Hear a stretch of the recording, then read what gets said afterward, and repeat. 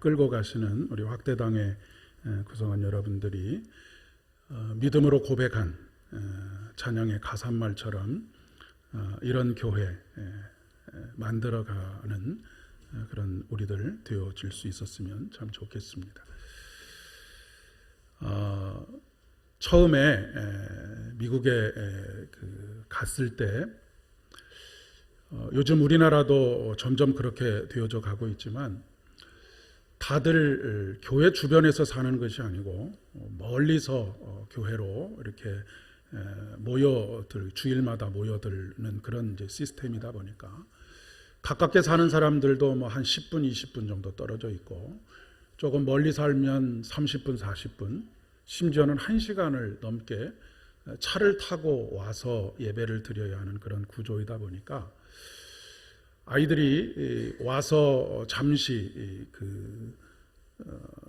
교육부서에 머물러서 말씀도 배우고 즐거운 시간도 가지곤 하지만 부모가 돌아가야 하는 시간이 되면 어김없이 와서 아무개야 가자 하면 그대로 모든 것을 내려놓고 이렇게 가야 되는 시스템이어서 저희 아이가 처음에 가서 한동안 굉장히 친구도 만들기가 쉽지 않고 한 그런 그 구조들 속에 있었던 생각이 납니다. 그런데 어느 날 아주 가깝게 친구들을 만나고 또 그렇게 가까워질 수 있는 기회가 있었는데 락긴이라고 하는 그런 프로그램이지요. 일종의 락이라고 하는 것은 잠근다는 얘기고 인이라고 하는 것은 안에 있다라고 하는 그런 의미인데 말 그대로 어떤 건물이나 장소에서 문을 걸어 잠그고 밖에 나오지 않고 하룻밤을 함께 지내는 그런 것입니다. 보통은 교회 건물에서 하지만 교회 건물이 여의치 않을 때는 조금 집이 넓은 가정에서 락긴을 하곤 합니다.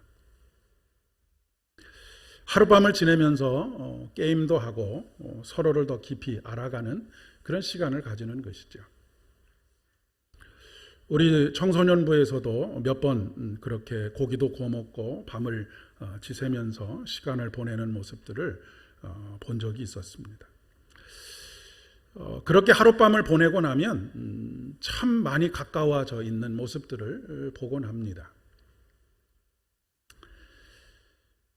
제가 자랄 때만 해도 친한 친구들하고 네 집 내 집 할 것 없이 자주 집에 가서 그렇게 잠을 자면서 새벽 2시, 3시, 4시까지 그 얘기꽃을 피우느라고 그렇게 지내다가 새벽녘이 되어서야 잠이 들었던 그런 기억들이 있고요. 참 자주 모여서 서로의 이야기도 나누고 여러 가지 프로그램들이 있지만 교회 안에서도 밤을 새면서 서로 짝을 바꿔가면서 이야기도 하고 했던 그런 기억들이 여러분들에게도 다 있지 않으실까 싶습니다. 둘이 공유하는 이야기, 셋이 공유하는 이야기. 그렇게 하룻밤을 지내고 나면 훨씬 가까워진 것을 느낄 수가 있죠. 그런데 요즘은 참 이것이 쉽지 않은 그런 시대를 우리가 살아가고 있는 것 같습니다. 요즘은 물론 전혀 없는 것은 아니지만 가겠다는 녀석도 없고 오겠다는 녀석도 없는 그런 시대가 되어져 가고 있습니다. 여러 가지 이유들이 있겠죠. 공부가 중요하기 때문이기도 하고 또 요즘은 개인의 프라이버시를 굉장히 중요하게 여기기 때문에 누군가 낯선 사람이 들어와서 하룻밤을 자고 간다는 것에 대해서 어려움을 토로하는 것이기도 하겠습니다. 근데 우리가 이전에 가지고 있었던 우리라고 하는 개념, 함께라고 하는 개념, 이런 개념들을 조금씩 잃어가고 있기 때문이 아닐까 싶은 생각이 듭니다.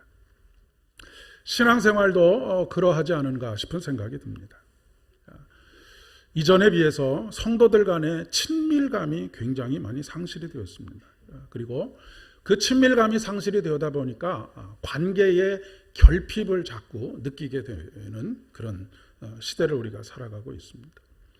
현대인들의 특징이 무엇이냐면 군중 속에서 고독함을 느끼는 것입니다. 그것은 어떤 특별히 문제가 있는 사람들이 그렇게 그런 고독함을 느끼는 것이 아니라 우리 시대가 서로의 관계 속에서 이 친밀감을 느끼지 못하기 때문에 무엇인가 나와 함께라고 하는 그런 감정보다는 떨어져 있는 듯한 그런 감정들을 더 많이 느끼기 때문이라고 그렇게 이야기할 수가 있겠습니다. 그렇기 때문에 이 친밀감을 증진시키는 것이 굉장히 중요한 신앙적인 과제이다라고 그렇게 생각이 됩니다. 다른 공동체도 아니고 신앙 공동체에서는 더더욱이 그러하지요. 그런데 이 친밀함이라고 하는 것은 노력하지 않으면 안 됩니다. 누가 되었든지 간에 먼저 다가가는 사람이 있어야 하지요. 예수님께서 이 땅에 오시기 전까지 수많은 사람들은 하나님은 멀리 계신 타자로만 생각을 했습니다. 그래서 하나님은 두려움의 존재이고 하나님을 얼굴로 대면하여 보면 죄로 인해서 죽을 수밖에 없다라고 하는 그런 공포스러움을 더 많이 가지고 있었던 시대입니다. 그런데 하나님께서 친히 사람의 몸을 입고 이 땅에 오셨습니다. 그 이유가 무엇이겠습니까? 우리 가운데 살고 싶으셔서 오신 것입니다. 우리 가운데 머물고 싶으셔서 오신 것이고요.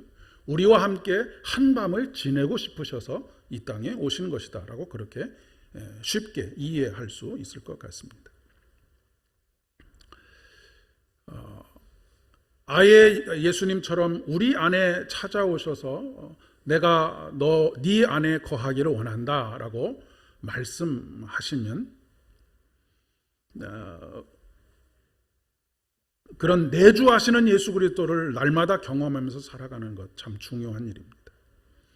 근데 사람들끼리의 이 친밀감을 느끼기 위해서는 다른 방법이 없습니다. 자주 만나야 되는 것이죠. 눈에서 멀어지면 마음에서도 멀어지게 되어져 있습니다. 그래서 히브리서 저자는 모이기를 패하는 어떤 사람들과 같이 되지 말아라 라고 그렇게 말씀하고 있는 이유가 여기 있는 것이죠. 그리고 너무 뻔한 이야기지만 대화를 많이 해야 하는 것입니다. 전체적으로 우리가 이 예배를 드리는 것도 참 중요하지만 소그룹으로 구역으로 모이고 아니면 선교회로 모이고 이렇게 소그룹으로 아니면 두세 사람이 또 여행을 함께 간다든지 이런 그 만남들이 자주 있어야 하고 그 만남 가운데 수많은 대화들이 필요한 것이죠. 근데 대화를 하는 데 있어서도 가까워지면 가까워질수록 예의를 잘 지키는 것이 굉장히 중요하다라고 이야기할 수 있겠습니다. 성도들 간의 친밀함도 친밀함이지만 하나님과의 관계 속에서의 친밀함도 큰 위기가 아닌가 싶은 생각이 듭니다. 여러분은 어느 때에 하나님을 친밀하다, 하나님께서 내 곁에 계시는구나, 나와 함께 계시는구나 라고 하는 것을 느끼십니까? 크게 생각해 보지 않으신 분들이 훨씬 더 많지 않을까 싶습니다. 그저 주일이 되면 예배당에 나오고 예배를 드리고 찬송하고 기도할 때 같이 기도하고 같이 밥 먹고 그 가운데 하나님과의 친밀함을 느끼는 순간은 어느 순간이시냐라고 그렇게 묻고 있는 것입니다. 오늘 특별 찬송으로 드렸던 이런 교회 되게 하소서. 진정한 예배라고 하는 것이 무엇일까요? 여러분, 진정한 예배는 무엇이라고 생각을 하십니까? 진정한 예배는 하나님과의 친밀함을 경험하는 예배가 진정한 예배입니다. 잘 차려지고 무르르듯이 흘러가고 하는 그런 예배가 진정한 예배가 아니고 하나님과의 친밀함을 경험하는 것, 그분이 나를 얼마나 사랑하고 있는지를 가슴속 깊이 경험하는 것, 찬송을 부르다가 그 사랑에 감격하게 되는 순간도 있고,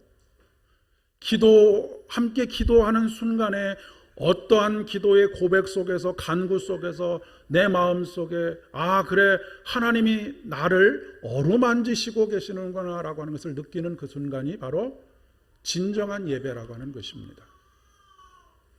그런 의미에서 우리가 회복해야 할 예배는 바로 하나님과의 친밀함을 경험하는 예배, 그리고 예배는 이 하나님과의 친밀함이 극대화되는 장소, 그리고 그런 현장이 되어야 한다라고 하는 것이죠. 여러분, 우리가 하나님을 아버지라고 부르게 된 것은 이 어마어마한 사건입니다. 창조주를 아버지라고 부르게 되었다라고 하는 것만으로가 아니라 그저 늘 남처럼 지내던 어떤 사람들이 만약에 이렇게 한번 예를 들어서 생각을 해보십시오.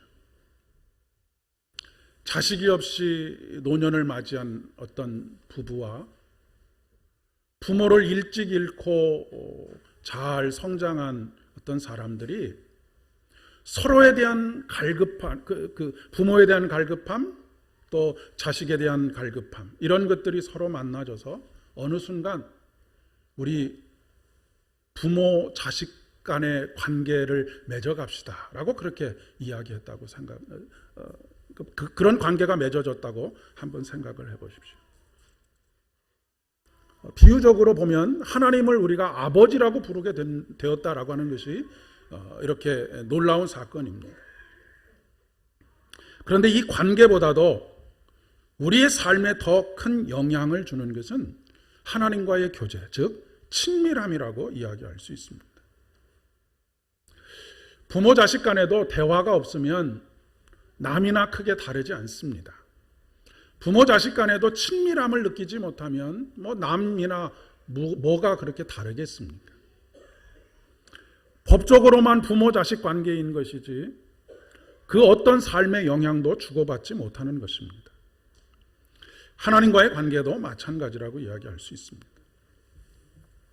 신약 성경에는 예수님을 표현하는 단어가 무려 55개가 나옵니다. 그 중에서 오늘 서신서의 본문인 고린도전서 1장에는 3가지의 호칭이 나오죠. 예수라고 하는 것은 그냥 인간으로서 예수님께서 불려지신 이름입니다. 그러니까 제가 철이라고 불려지는 것처럼 예수라고 그렇게 사람들에게 불려졌던 이름이고요. 주라고 하는 것은 퀴리어스, 이거는 이제 구약의 여호와라고 하는 이름을 함부로 사람들이 그때 당시에는 입에 올리는 이 불가능한 거룩한 이름이었는데, 이 거룩한 이름을 부르는 대신에 신약에 와서 그 하나님을 부르는, 여호와 하나님을 대신해서 부르는 이름이 바로 주, 퀴리어스입니다. 그리고 그리스도라고 하는 말은 오늘 신약에서도 있지만 메시아라고, 우리의 구원자라고 하는 그런 이름을 가지고 있습니다. 신약 성경에 예수님을 일컬는 이름, 별칭, 영어로는 닉네임이라고 이야기할 수가 있겠죠. 55개나 된다는 것은 무엇이겠습니까? 사람들이 각자가 경험한 예수 그리스도에 대한 자기의 고백이 담겨져 있는 것이 바로 그 사람에 대한 별칭입니다. 어떤 사람은 55개의 이름 중에서 10개를 개인적으로 깨닫고 고백하는 사람이 있는가 하면, 어떤 사람은 1개의 이름으로만 예수님을 경험하고 고백하는 사람도 있고, 20개의 이름으로, 그러니까 그만큼 다양하게 예수님을 만나고 경험했고 그렇게 친밀하게 느꼈고 그 친밀하게 느낀 것을 이름으로 고백하고 있다라고 그렇게 생각하시면 되겠습니다. 구약 성경에도 여호와 하나님에 대해서 여호와 샬롬, 여호와 라파, 수도 없는 하나님의 이름들이 있는 것은 하나하나의 사건이 다 있습니다. 여호와 이레 하면 모리아산에서 하나님께서 이삭을 대신할 그 어린 양을 준비하신 그 사건을 통해서, 하나님과 아주 가깝게 느낀 사건을 통해서 하나님을 여호와 이레라고 그렇게 부른 것처럼, 신약에도 예수 그리스도를 55가지의 이름으로 불렀다라고 하는 것은 그만큼 많은 사람들이 자기와 하나님이 개인적으로 만난 그런 친밀한 관계로서의 고백이 담겨져 있다라고 하는 그런 이야기입니다. 김춘수 시인의 꽃이라고 하는 시에서도 그 꽃의 이름을 불러줄 때 비로소 그 꽃이 내게 의미가 있게 되었다라고 하는 그런 표현처럼, 우리가 예수님을 누구라고 표현하는 그런 고백이 있을 때 그 예수님께서 내 삶에 의미가 있는 것입니다. 그저 성경에 기록된 대로만이 아니라, 그것을 그냥 우리가 날마다 입에 올리는 것이 아니라 정말로 주님께서 나의 그리스도가 되십니다. 베드로가 주는 그리스도이십니다, 살아계신 하나님의 아들이십니다 라고 하는 이 고백을 할 때에 그 고백들이 우리의 마음속 깊은 곳에서 친밀한 관계를 통해서 고백되어져야 한다라고 하는 것을 말씀하고 있는 것입니다. 오늘 복음서의 말씀에서 설교의 제목처럼 제 마음속에 확 다가온 한 구절이 있는데, 그것은 바로 그날을 그와 함께 보냈다라고 하는 그런 표현입니다. 제가 앞에서 장황하게 락긴에 대해서 이야기를 했던 이유가 바로 여기 있습니다. 세례 요한이 예수님께서 자신에게 세례를 받으실 때에 성령이 비둘기같이 임하시는 그 사건을 통해서 이분이 진정한 그리스도이신 것을 고백하게 됩니다. 그리고 세례 요한을 따르던 수도 없이 많은 제자들이 있었는데, 그 제자들에게 이분이 우리를 구원하실 메시아이다. 그래서 세례 요한을 따르던 제자들 중에 많은 제자들이 예수님을 따르게 됩니다. 근데 예수님을 그냥 따랐던 것이 아니고, 예수님을 만나고 예수님과의 그 만남을 통한 친밀한 관계, 이 친밀한 관계를 통해서 이제 내가 그동안의 삶의 모든 분주한 것들을 내려놓고 예수를 일평생을 쫓아야 되겠다라고 그렇게 결단하게 된 것이죠. 세례 요한이 메시아인 예수님을 예수님께 안드레를 보내고 있습니다. 그리고 오늘 말씀 제목처럼 하룻밤을 지내고 있습니다. 그리고 결국 예수님을 따르는 제자가 되는 것이죠. 이 하룻밤 사이에 도대체 무슨 일이 있었을까? 아마도 수많은 이야기들을 주고받지 않았겠습니까? 그리고 수많은 이야기를 주고받는 가운데 깊은 깨달음이 있었을 것입니다. 이분을 메시아라고, 이 세상에 오신, 우리를 구원하시기 위해서, 나를 구원하시기 위해서 이 세상에 오신 메시아라고 고백하지 않을 수 없는 그런 깊은 대화들이 오고 갔을 것이다 라고 하는 그런 말씀입니다. 오늘 저와 여러분에게 있어야 될 만남이고, 저와 여러분에게 있어야 될 고백이라고 하는 것이죠. 그리고 그는 그의 형인 베드로에게 찾아가서 우리가 메시아를 만났다라고 그렇게 고백하고 있습니다. 단순히 물리적으로 하룻밤을 지냈다라고 하는 것을 이야기하려고 하는 것이 아니고요, 하룻밤을 지내면서 다른 어떤 것으로도 대체할 수 없는 하나님과 그리스도, 우리를 구원하실 구원자와의 아주 가까운 친밀함을 경험했다라고 하는 그런 이야기입니다. 요한복음 15장 15절의 말씀에 보면, 이제부터는 너희를 종이라 하지 아니하겠다. 종은 주인의 하는 것을 알지 못하나니 너희는 친구라고 하겠다라고 말씀하십니다. 아마도 이 하룻밤을 새는 동안에 주인으로서의 하나님께서 이 세상에 베푸실 구원의 사건들을 밝히 알려주지 않았을까 싶습니다. 이제 더 이상은 주인의 의도가 무엇인지는 아랑곳하지 않고 그저 주어진 명령을 수행하는 자로서가 아니라 주인의 마음을 알고 주인의 뜻을 받아들인 친구로서, 동역자로서의 삶을 살아가게 된 것을 말하는 것이죠. 오늘날로 이야기하면 단순히 그냥 교회에 와서 교회에서 해야 할 일들이 있기 때문에가 아니라 이것이 교회를 통해서 하나님께서 계획하시고 섭리하시는 가운데 나에게 맡겨주신 사명이라고 하는 그런 깨달음 속에서 아무도 주목해보지 않고 아무도 그것에 대해서 가치를 두지 않지만 하나님께서 나의 마음 가운데 나를 움직이시는 그런 일들로 받아들이고 교회의 구석구석을 보살피는 그런 일들을 하는 그런 모습이라고도 이야기할 수 있지 않겠는가 싶습니다. 시편 91편 1절의 말씀에 보면 지존자의 은밀한 곳에 거하는 자의 기쁨에 대해서 이야기하고 있습니다.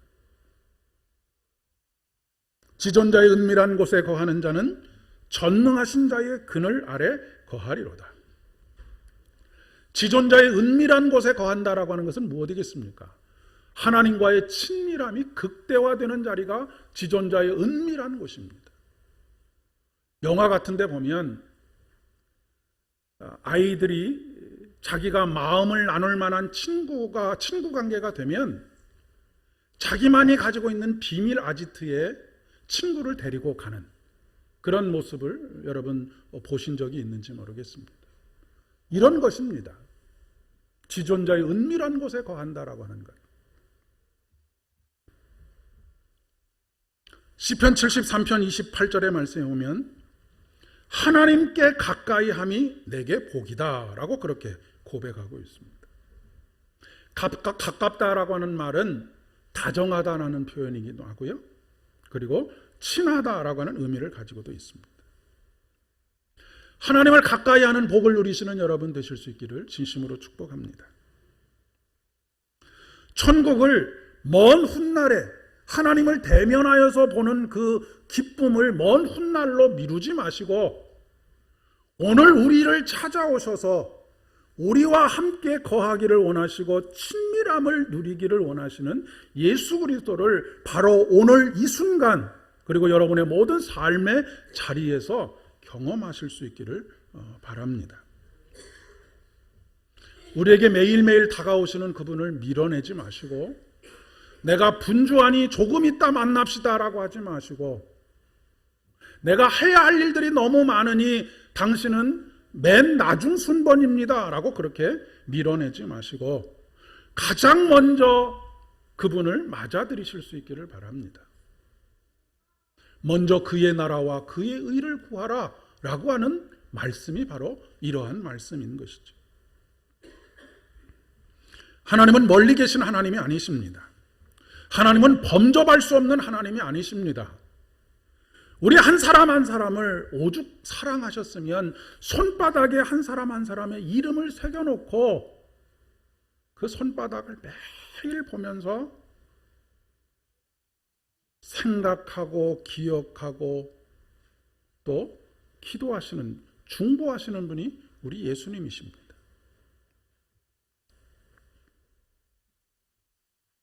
이사야 선지자는 오늘 이렇게 그분과의 관계를 묘사하고 있습니다. 모태에서 나를 부르셨고 태 속에서부터 내 이름을 아셨다라고 그렇게 고백합니다.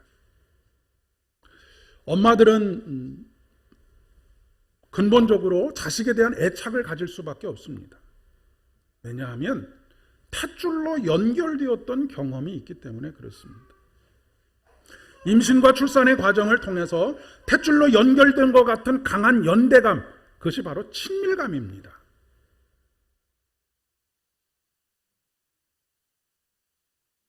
그런 의미에서 오늘 이사야 선지자가 모태에서부터 나를 부르셨고 태 속에 있을 때부터 나의 이름을 아셨다라고 하는 표현은 하나님께서 마치 탯줄로 연결되어 있는 것과 같은 강한 연대감, 친밀감, 그 친밀감을 이사야가 하나님과의 관계 속에서 경험하고 있다라고 하는 것을 이야기하고 있는 것이죠. 그러나 이사야 또한 하나님을 멀리 계신 분으로만 생각했습니다. 두려운 분으로만 생각을 했습니다. 그래서 하나님께서 그에게 찾아오셨을 때 그는 좌절하고 절망하고 절망적인 탄식으로 뭐라고 고백하느냐면 화로다 나여 이제는 죽게 되었도다. 그런데 그의 입술을 통해서 고백되어지는 것이 태 속에 있을 때부터 나의 이름을 아셨다.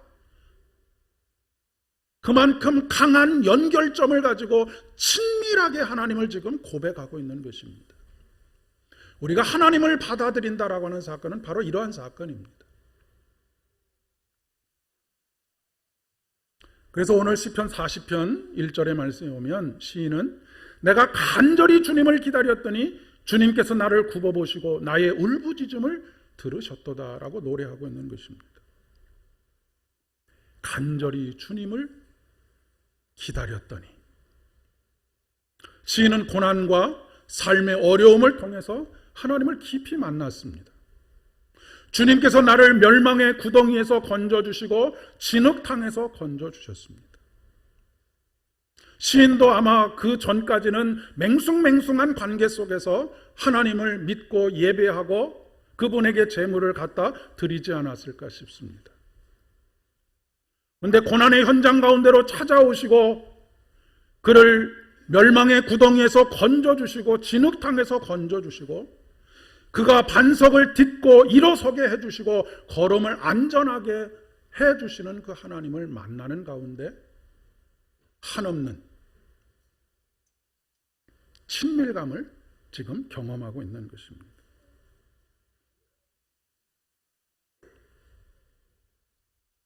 여러분, 우리가 기도를 통해서 하나님께서 어떤 문제를 해결해 주실 때에 문제가 해결되는 것에만 초점을 맞추게 되면 문제 해결 이외에 남는 것이 아무것도 없습니다. 문제를 해결해 가는 가운데 하나님께서 나의 문제를 해결해 가시는 가운데 그 문제의 해결보다 더 중요한 것은 문제를 해결해 가시는 그 하나님을 얼마나 깊이 간절히 만나느냐 하는 것이 중요한 것이죠. 이 여운이 오래 남는 것이고 이 여운이 평생을 가는 것입니다. 그렇지 않고 문제가 해결되는 것에만 집중하게 되면 문제가 해결된 이후에는 금방 잊어버리게 되어져 있습니다. 언제 그런 일이 있었는지 한 3일만 지나면 다 잊어버리게 되어져 있는 것입니다.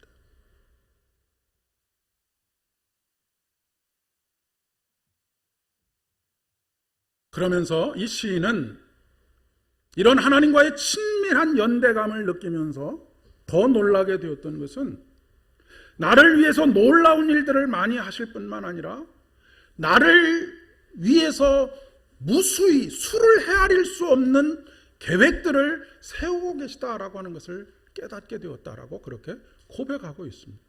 이것이 바로 친구 아니겠습니까? 그동안에는 뭐 때문에 주의 일을 감당해야 되는지 내 사명을 감당해야 되는지 교회 와서 그 허드렛 일들을 해야 하는지를 알지 못하다가 이제는 비로소 깨닫게 되었다라고 하는 것입니다. 열거할 수 없을 정도로 수를 헤아릴 수 없을 정도로 무수한 계획들을 나에게 가지고 계신다.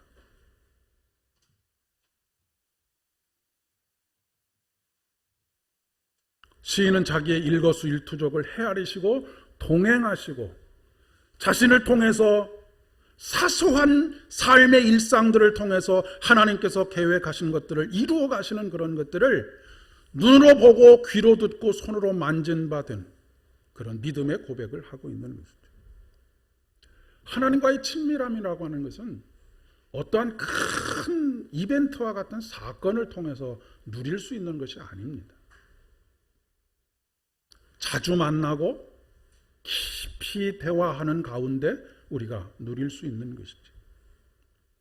그리고 그 깊은 대화를 나눌 수 있는 자리는 오히려 편안할 때보다 삶이 고단하고 어렵고 힘들 때 훨씬 더 많은 대화들을 주고받을 수가 있습니다. 그래서 고난은 차라리 축복이라고 하는 말이 거기에서 나온 것이죠. 우리 인생 가운데 고난만 남는다라고 하면 그것처럼 허무한 일이 어디 있겠습니까?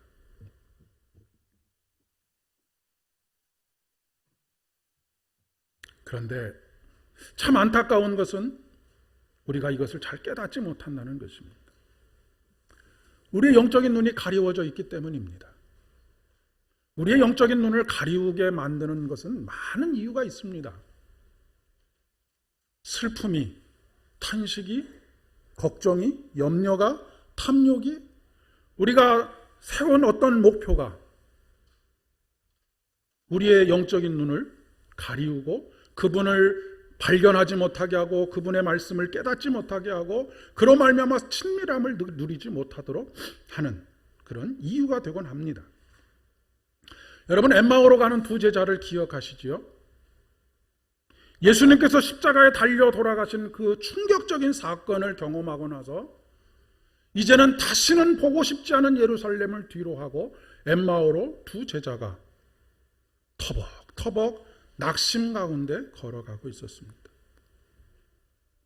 그들이 두런두런 예루살렘에서 일어났던 그 끔찍한 일들에 대해서 이야기하고 있을 때 예수님께서 그들 곁에 함께 동행하십니다.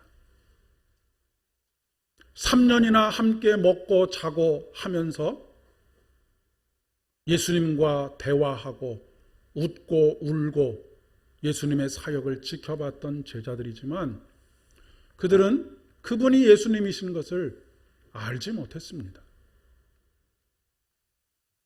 왜냐하면 그들은 낙심 가운데 있었기 때문입니다. 그 낙심한 마음이 예수님을 예수님으로 발견할 수 없도록 만들었던 것이죠. 아니면 엠마오로 해가 지기 전에 빨리 가야 하는데 해서 발걸음을 재촉하느라 깊이 눈여겨보지 못했을 수도 있겠습니다. 우리가 어떤 삶의 목표를 세워놓고 그것을 달성하기 위해서 거기에 매진해서 달려가다 보면 우리와 함께 동행하시는 예수님을 깨닫지 못하는 것하고 비슷한 상황이라고 이야기할 수 있을 것 같습니다. 숙소에 도착할 때까지 동행하는 내내 그들은 그분이 예수님 것을 알지 못합니다. 우리들의 삶도 그렇지 않은가 싶습니다. 딴 생각을 하느라, 아니면 늘 걱정과 염려 속에 살아가느라, 아니면 어떤 목표를 향해서 달려가느라 그렇게 우리 곁에 살며시 다가오셔서 때때로 우리를 도우시고 또 우리가 낙심했을 때 우리를 등에 업으시고 우리 대신 그 길을 걸어가시는 그 예수님을 전혀 인식하지 못하고 오히려 예수님을 향해서 이 어려운 때 왜 나를 혼자 두셨습니까? 라고 그렇게 불평하고 불만을 토로하면서 살고 있지 않은가라고 하는 이야기입니다. 사랑하는 여러분, 우리가 예수님을 믿으면서도 여전히 낙심 가운데 있는 경우들이 많지 않습니까? 여전히 걱정과 근심 가운데 있는 일들이 많지 않습니까? 그것이 우리와 동행하시는 예수님을 보지 못하도록 하는 원인이 된다라고 하는 것입니다. 중요한 것은 걱정과 염려와 낙심되는 일들이 우리 앞에 많기 때문에 그분을 보지, 그것이 문제가 아니라 누구를 바라보고 있느냐가 중요한 것이죠. 문제를 바라보는 사람은 세상의 모든 것이 다 문제입니다. 하지만 예수를 바라보는 사람은 전혀 다르지요. 왜냐하면 그 문제를 해결하시는 하나님을 바라보고 있기 때문에 그렇습니다. 문제를 바라보는 사람은 문제투성이인 세상을 바라보면서 해결할 수 없는, 해결할 능력을 가지지 못한 나의 모습 때문에 좌절하고 절망을 더할 뿐이지만 그 문제를 해결하시는 예수 그리스도를 바라보는 사람은 이전에 가지고 있었던 걱정과 근심과 염려까지도 내려놓게 되는 것이죠.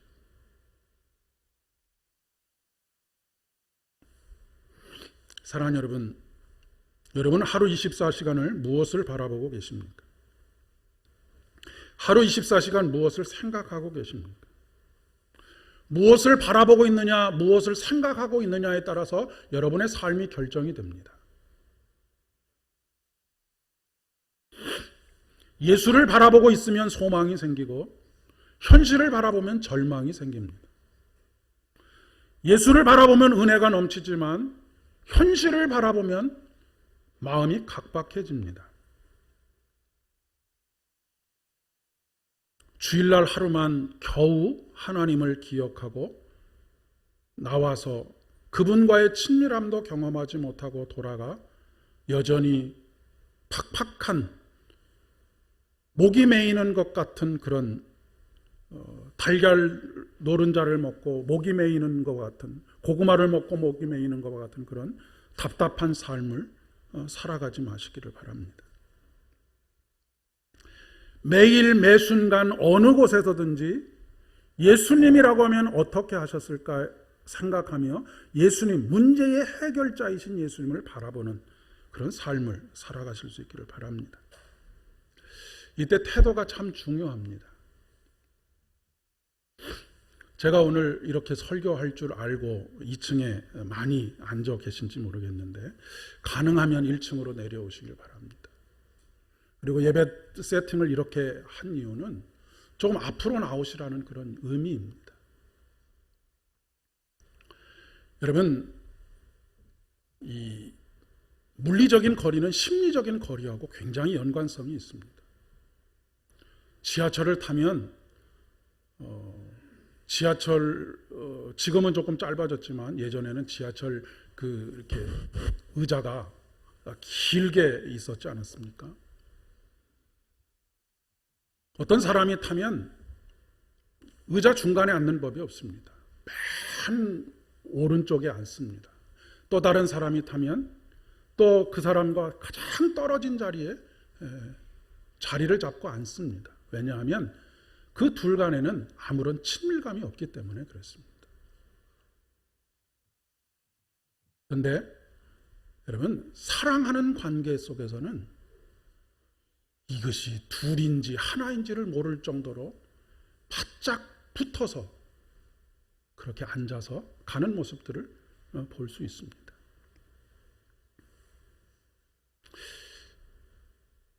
예배의 앞자리를 좀 사모하시면 참 좋겠습니다. 그리고 그런 태도를 좀 가지실 수 있었으면 참 좋겠습니다. 예수님께 가까이 나오시고 그분과 하룻밤을 지내고자 하는 그런 간절함이 여러분들에게 있었으면 참 좋겠습니다. 시편의 기자처럼 하나님을 향한 갈망을 가지는 것. 올 한 해는 여러분의 삶의 목표를 하나님께로 한 걸음 더 가까이 나오는 해로 그렇게 정하시면 좋겠습니다. 다른 것에 집중하지 마시고 하나님과의 친밀함을 경험하는 일에 조금 민감하게 집중하시고 반응하시면 좋겠습니다. 그렇지 않으면 신앙생활이 굉장히 공허해집니다. 여러분, 이 친밀감을 느끼지 못하면 쉽게 늙습니다. 이는 과학적인 근거가 있는 이야기인데 여성들이 남성들보다 수명이 긴 이유가 무엇이냐면 그것이 전부는 아니겠지만 여성들은 끊임없이 무엇인가를, 그러니까 그 무엇인가라고 하는 것이 그 아이를 낳았을 때는 아이를 만지고 할머니가 됐을 때는 또 손자 손녀들을 만지고 하는 그 접촉이 끊이지를 않기 때문에 그 친밀함을 매일매일 느끼면서 오랫동안 그렇게 건강하게 사실 수 있다라고 하는 것이죠. 여러분, 그런 경험하지 않으십니까? 물론 손자 손녀들을 보는 것이 정말로 중노동인 것은 제가 압니다마는 그저 그 녀석이 꼬물꼬물하면서 눈앞에서 놀고 있으면 내가 젊어지는 것 같은 그런 느낌들, 하나님을 가까이 경험하면서 산다는 것이 바로 그런 것입니다. 그러니까 여러분, 건강하게 오랫동안 장수하면서 살고 싶으시면 이 하나님과의 친밀함에 우리 신앙에 초점을 맞추셔야 합니다.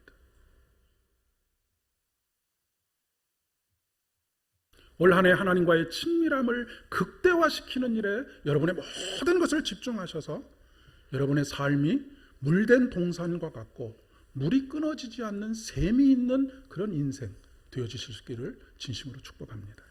기도하겠습니다.